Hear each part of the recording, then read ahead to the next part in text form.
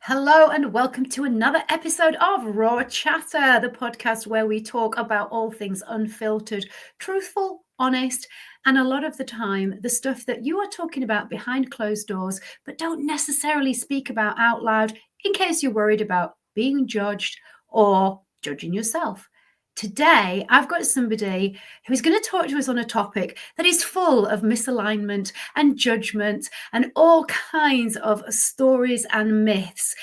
Kate is a registered nutritionist, and she's going to tell us why that is different to just a nutritionist or a nutrition expert. And the difference is really important. But she's also been in the world of nursing and education and consulting, helping people with a variety of issues around body image and weight, amongst other things. So, Kate, I am delighted to have you as a guest. This topic is really close to my heart, and I think it's something that so many people think they know about, but actually they don't really understand, do they? So hopefully we're going to clear up some of the myths, confusion, and contradictory stuff that's out there. So tell us about how you first of all got into doing what you now do. Hello, thank you so much for having me here today. I guess my story is how I got here today starts a very long time ago, because it started with me deciding to be a nurse when I was about 4 years old. But fast forward, I did become a nurse, and I spent about 15 years doing children's nursing, working in intensive care. Wow. And then I left nursing due to ill health. Right. And felt a bit lost, because, as I said, all I'd ever wanted to be was a nurse, and that's who I was and what I did. And when I had to leave that, not through my own choice really, I had to reinvent myself. And from that, I decided to think about what I could take from nursing, and something else that I love in life, which is food. I'm a massive foodie. And put those two things together. And so healthcare and food, nutritionist was the obvious answer. So I went and did my master's in nutrition and qualified as a registered nutritionist. So this is the important bit, isn't it? Because people see the word nutritionist and they also see the word dietitian. And I think there's confusion over what is the difference and is there a difference? And then the fact that you are registered is different again. So can you help people just get the clarity on those different titles? Yes. Yeah, there is a difference. So starting with nutritionist, that unfortunately they are working on getting this changed, but at the moment it's not a protected title.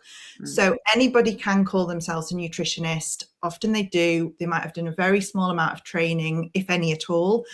And so you can get quite low quality information from people if they aren't correctly qualified. But there are many well-qualified nutritionists out there, including myself, and we are trained. Myself, I'm registered with the Association for Nutrition, which is the only regulatory body in the UK that's recognised by the NHS. So we work to a very high ethical code of conduct and training standard, and we need to maintain that standard as any other healthcare professional would. So you can look at that register and know that it doesn't guarantee that person, but it does guarantee a certain level of training and quality that's really important to look for. So that's what I mean when I say I'm a registered nutritionist, so looking for that Association for Nutrition. In terms of nutritionist versus dietitian, there is again a difference. Dietitians work with people more in terms of the medical setting. So they might, for example, help work with you on a meal plan to manage your medical condition. Right. Now, a nutritionist is not going to do that. That's out of my scope of practice. I work with people who struggle with disordered eating. Right. And a dietitian may work with someone with an eating disorder. So we're talking about that more medical level of care that a dietitian can offer that would be beyond my scope of practice as a nutritionist. So that's like the easiest way to describe Which I think is good, and it's clear, and it's really helpful for people to understand they are not the same thing, and that's a really clear distinction for people to stick in their heads. And you mentioned that you had to come out of something that you had your heart set on from being age 4, and it's quite a thing in this day and age to meet somebody who knew what they wanted to do, went ahead and then did it for a long number of years, and only came out of it due to circumstances that they didn't intend or anticipate is quite novel in today's world. But as you said, your health was deteriorating. Just tell us a little bit more about what was happening for you that made you come out of this passionate industry. Yeah, I know. I've always felt very lucky to know where I was going, and I could just get my head down and focus on the end goal. And still feel really privileged that I got to do that for as long as I did. But essentially, I worked in children's intensive care, and unfortunately, my second son was born with a heart condition unbeknownst to us, and he ended up on my very own intensive care unit. And I finished my maternity and went back to work following that, but it was just never the same. And after a few years, I think I just kept rubbing a wound that was too difficult. So, I could put in a plaster on it, would fall off and get deeper. And unfortunately, I ended up with PTSD quite severely. And that's what led me to leave nursing. So for people listening, just to clarify, because I know in today's world there's so many letters get thrown about, and just clarify what does PTSD mean, especially in relation to your experience? So post-traumatic stress disorder, which for me was very much about having severe anxiety. I felt, just very, very anxious, very, lots of panic attacks, very unable to kind of go out and do things. I couldn't make decisions. I stopped cooking, which was a real clear sign that I wasn't. Was that right? Yes. And just this sort of intense feeling of threat and doom. And I suppose linking back to what had happened before, and then that feeling like I was under threat for what might come. And so it's especially in that environment that you were in, which in and of itself is quite traumatic anyway, just being in intensive care. But especially I think if you have had a child and you are working with children, it's just like I can't imagine what it will be like. So you decided that, or you were kind of forced to step away and then re-look at what can I do. And I love the fact that you describe yourself as a foodie, because I think so many people kind of want to say that they are, but don't really know how that's going to be received. And it's so important, I think, in today's world to just own the fact that I just blooming love food. I really do. It's part of who I am. My family life as a child revolved around food. My dad had worked in food and hotels. He taught us how to cook. Being a family was all about getting around the table and eating really good food. And that is how I now bring up my children. It's everything to us. And that is why my business, I am not that people go, oh, she's a nutritionist, put the cake away. I'm not that nutritionist, because for me, it's about the joy of eating. That's one of my taglines. It's about finding that balance where we can look after our health, but also enjoy food and all that food can bring, whether that's understanding culture or connection or memories or whatever that might be. So I'm so passionate about food, but also about health, that it's like the perfect combination for me and I love that, because, and as you've said, and this is kind of why you've created your new community, isn't it? Because you've combined it's Nourish and Flourish, because when you eat good quality food, and we are talking about understanding just what that means, but it's a joy, and it's meant to be enjoyed. And it is about nourishing body, mind, and soul, because as you've clearly said there, there's culture, there's connection. And when we think about celebrations, what do they all revolve around? Yeah. And it's not just by happenstance, there's a reason for it.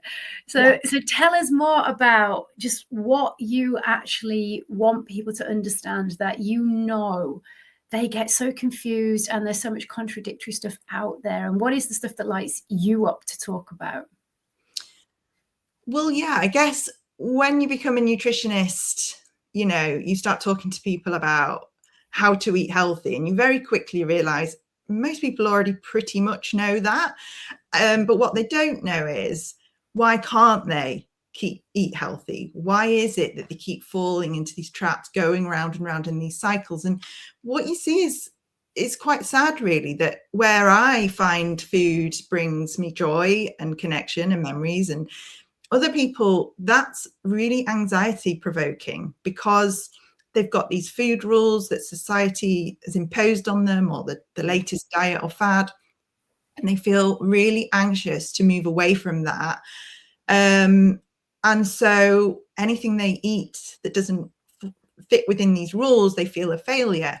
They feel they've eaten the bad food, so they're bad for eating it. There's guilt, there's shame.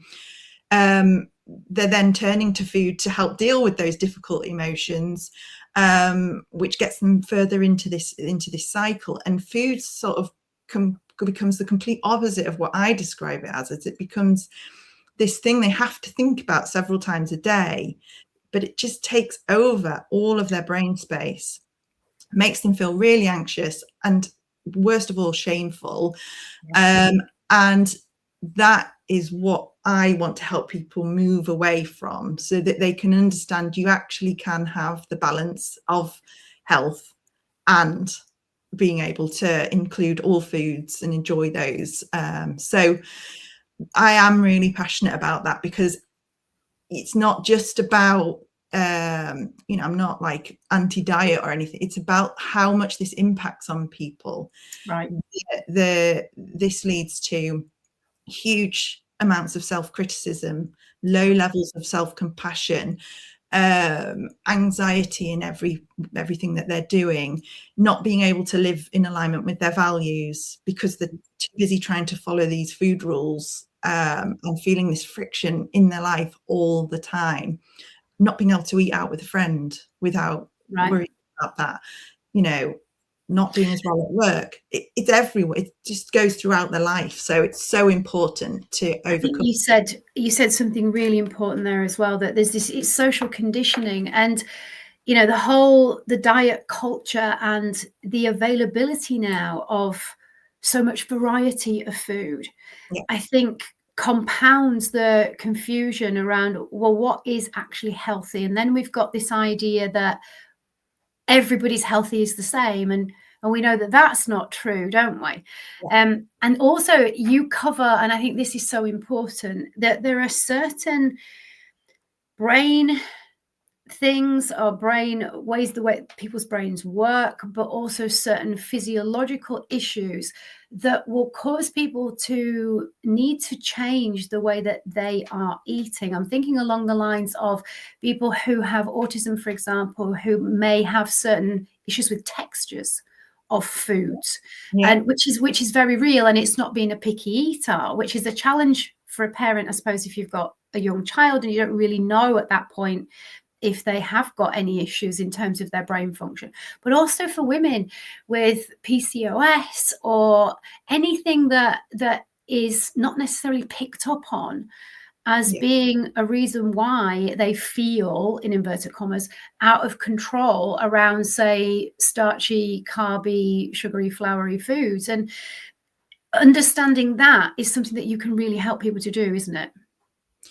Yeah, for sure. And that's exactly why I work with people and get to know them and what's going to fit in their lives and what is it that they're struggling with, rather than here's a meal plan, go and do that. And of course, it just doesn't fit them or their lives or their struggles.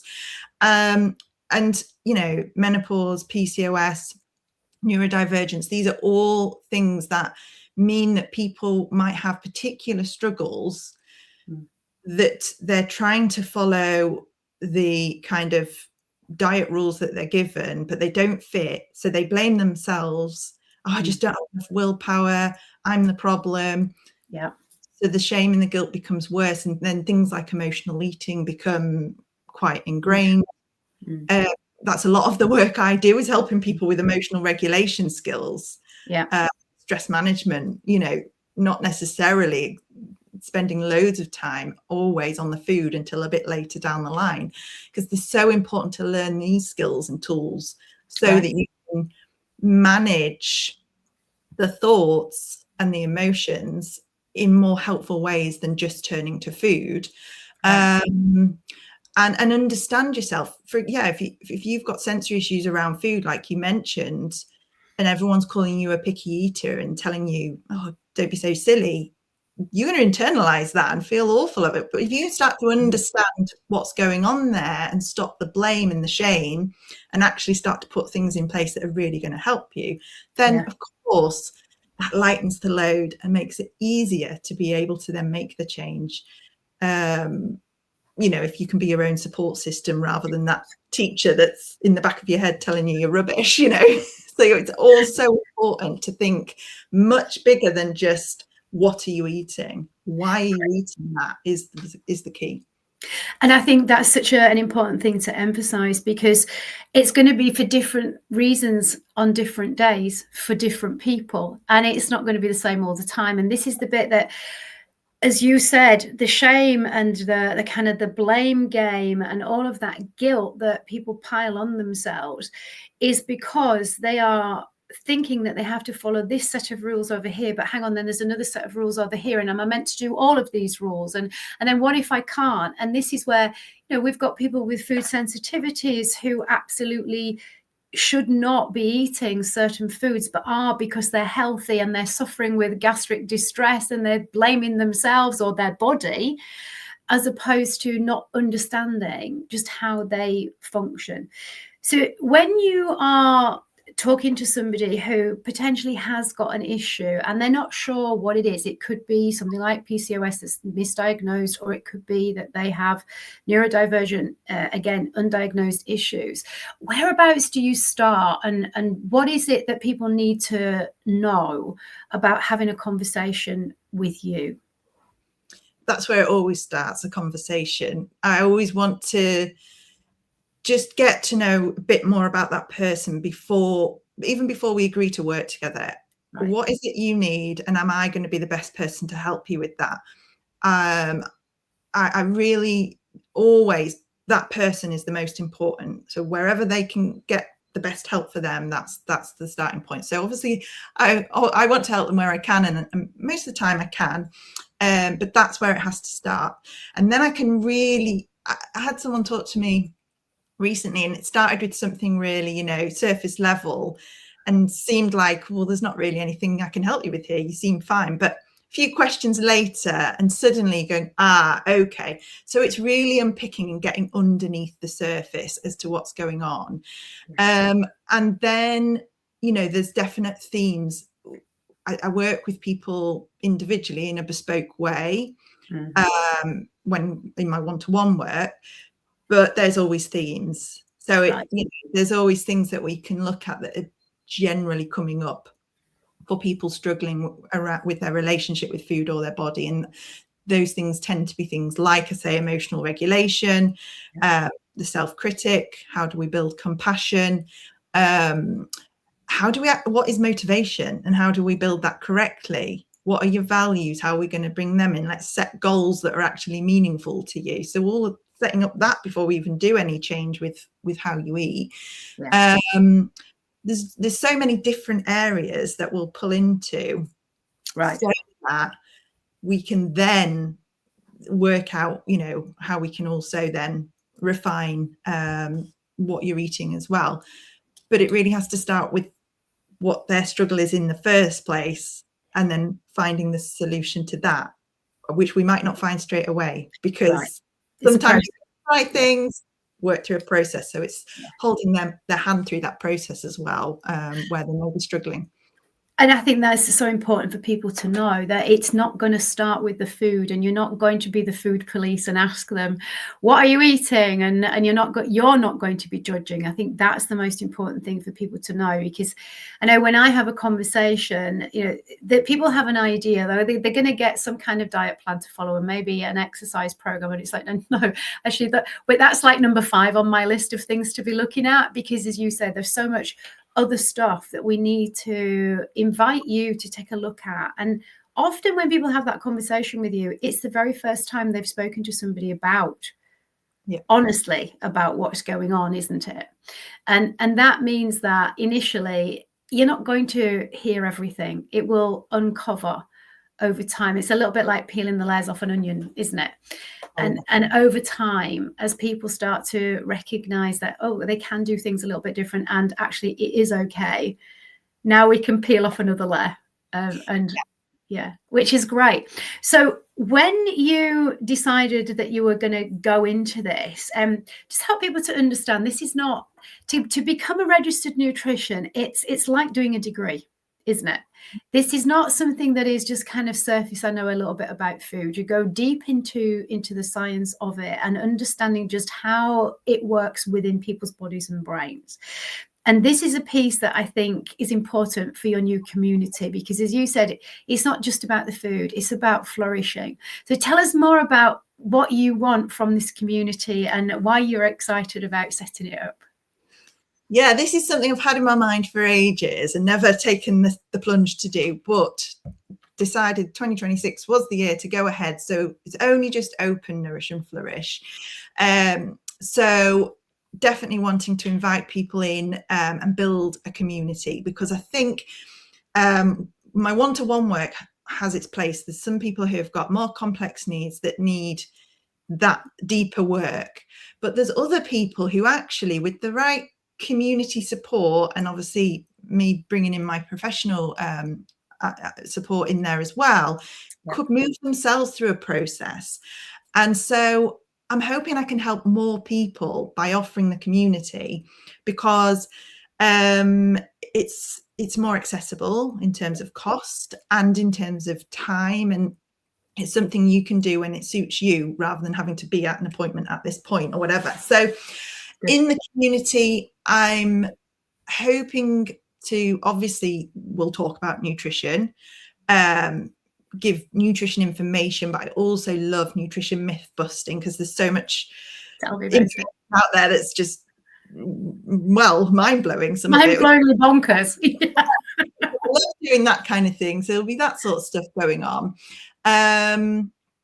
But also, what I'm hoping is the point of difference for this nutrition community is that I want to take people through a behavior change process.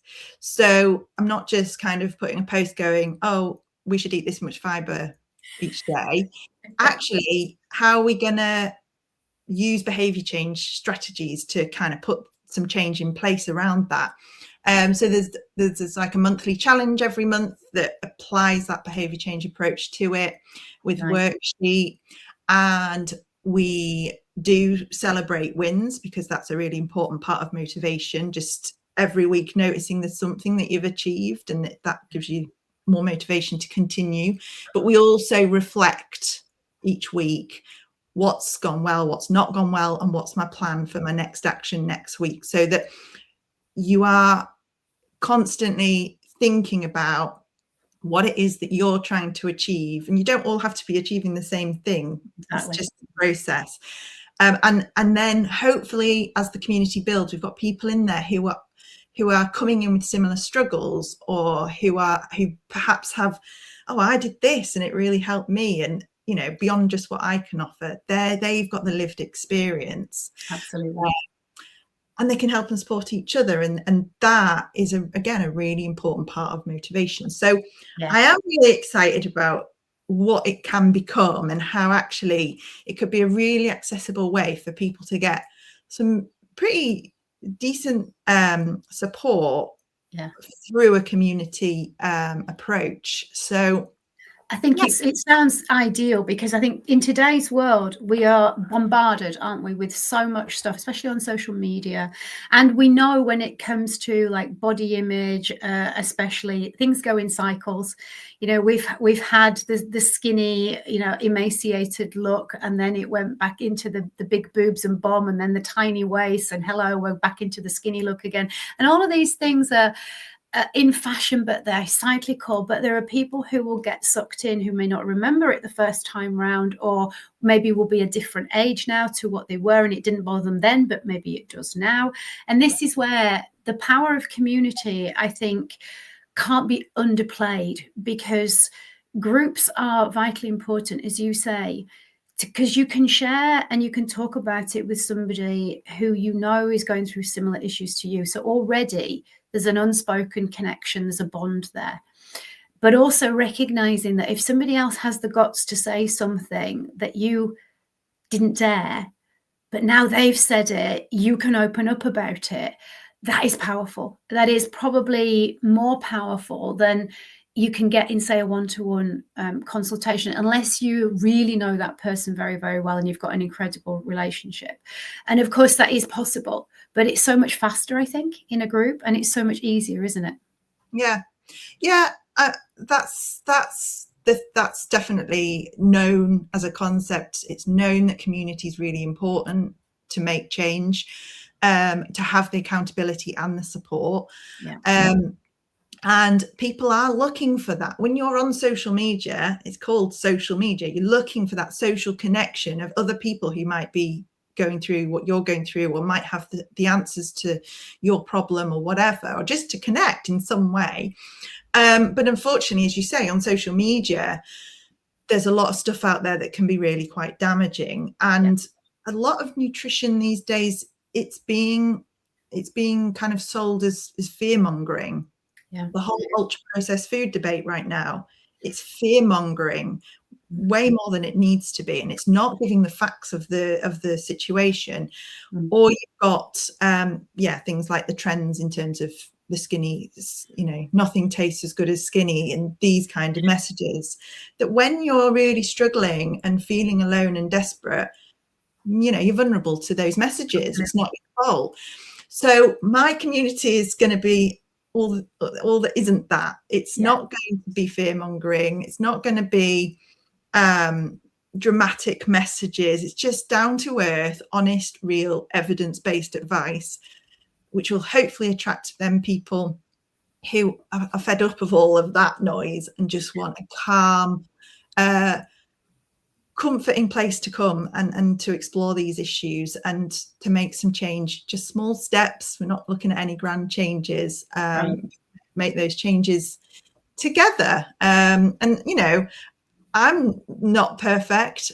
People think, oh, she's a nutritionist, she must, yeah, I struggle with things in life, same as everyone else.